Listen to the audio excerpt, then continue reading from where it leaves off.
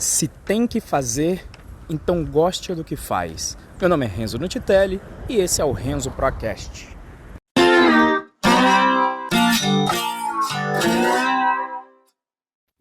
Estou aqui indo no trabalho nessa segunda-feira, participei de um evento fantástico nesse final de semana chamado Upload Day, que eu vou explicar na realidade em episódios subsequentes, mas eu vou terminar esse episódio aqui explicando um pouco do mote do evento, né? Bom, essa frase, se tem que fazer, goste do que faça, na realidade, quando eu ouvi também do grande professor Roquette, na época de cursinho pré-vestibular, né? Na realidade, o que ele colocava ele colocava na primeira pessoa do singular, né? Ele colocava, se tenho que fazer, então gosto do que faço. E é interessante esse ditado porque se você observar o primeiro episódio aqui do podcast, eu coloquei lá a questão de você definir o que você quer fazer, né? Que é uma questão bem profunda e complexa, e eu acho que existem pessoas que passam a vida sem encontrar resposta para isso, mas lá tem a ver com você encontrar algo que te dê propósito, o propósito que tenha muito propósito para você. E aí, esse propósito acaba, obviamente, se conectando com coisas que você gosta de fazer e também coisas que você não gosta de fazer. Meu exemplo sempre é dentro do Python Pro, né? Eu adoro dar aula, mas, por exemplo, agendar os e-mails para a turma é uma tarefa enfadonha que eu tenho que fazer toda semana quando eu estou dando aula ao vivo, e é uma coisa que eu não gosto de fazer. Mas aí, o que eu mencionei lá naquele episódio é que se você tem o propósito e aí você gosta de fazer, isso vai te dar a energia para aguentar fazer essas outras coisas que você não gosta, não tem jeito. Toda vez que você escolher alguma coisa, não vai ter só coisa que você gosta de fazer atrelado a isso. Não existe isso. Sempre tem alguma coisa que você não gosta de fazer, né? Quer dizer, o cara de repente gosta de velejar. Velejar é legal, mas de repente ter que lavar o barco não é tão interessante depois, ou dar manutenção, né? Então sempre vai existir alguma coisa que você não gosta de fazer. E aí, esse ditado, ele vai meio num caminho reverso de que o propósito vai te dar energia, né? Ele vai num caminho reverso de que você muda a sua mentalidade também, passando a olhar até as coisas que você, em princípio, não gosta de fazer. Você tem uma certa mudança de mindset para passar a gostar, inclusive, dessas coisas. Às vezes o pessoal usa até aquela coisa, né? De você não falar mal, porque as palavras têm poder, né? Que é aquela coisa, a mente influencia o que você vai falar, mas o que você fala também influencia a mente. Então está muito conectado com essa volta aí. Então, por exemplo, na época de pré-vestibular, né, do Roquette, eu não gostava de estudar de segunda às sexta, chegando às 9 da manhã, saindo 9 da noite, e fazendo simulados aos sábados. E quando chegava perto dos vestibulares, na verdade a gente tinha aula de manhã no sábado e simulado no sábado à tarde. Ninguém gostava daquilo. Mas ali, com a turma toda junta, com aquele objetivo de passar nos vestibulares mais difíceis do país, acabava que você começava a pegar gosto, sabe? Você vibrava, nossa, resolvi essa questão difícil, dividia com a galera, né? E aí você passava a gostar de resolver questões. Então é o caminho inverso, né? Eu acredito que ninguém gostava de fazer aquilo, não era prazeroso, mas chegando ali pro mês 3 de curso, você via que a galera entrava ali em sintonia e passava a gostar de fazer as questões difíceis. Eu me lembro também que durante a faculdade de engenharia de computação, eu não gostava daquela parte de Olimpíada de Informática. E uma galera fazia isso, porque era muito matemático e eu sempre gostei mais na parte de Olimpíada de Informática não, né? Olimpíada de Programação.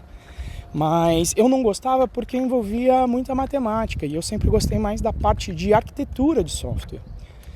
Contudo, teve uma época que eu decidi ir para o exterior, ir para os Estados Unidos, né, muito influenciado pelo amigo Reginaldo, que foi para o Facebook. E aí não tinha jeito, você tinha que estudar a análise e complexidade de algoritmos, que era basicamente o que a turma da Olimpíada de Programação fazia.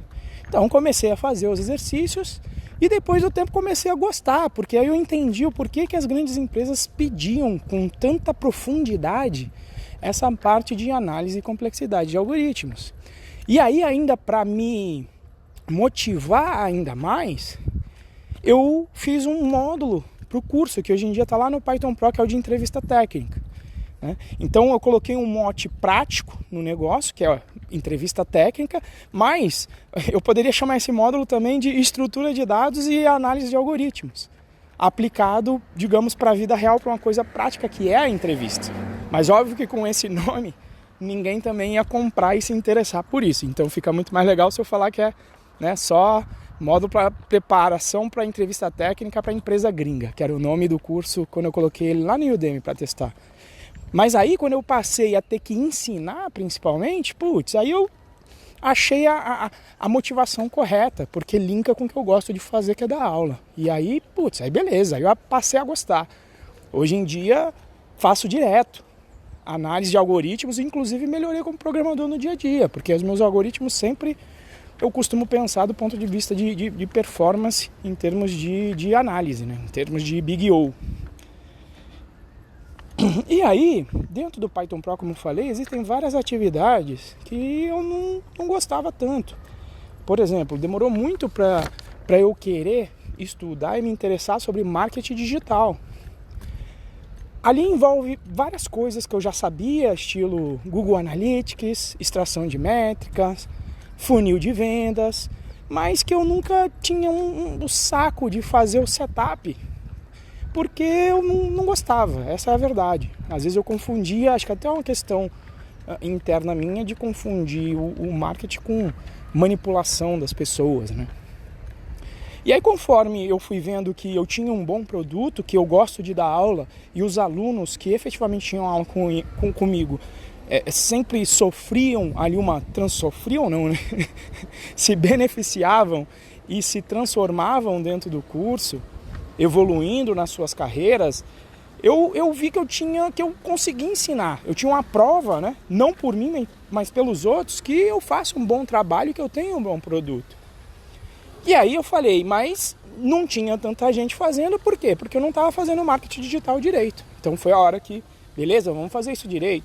Vamos fazer um setup de funil de vendas, né? E aí passei a ouvir o podcast de marketing digital, dominando o jogo, e comecei a aplicar as coisas que eu vi ali.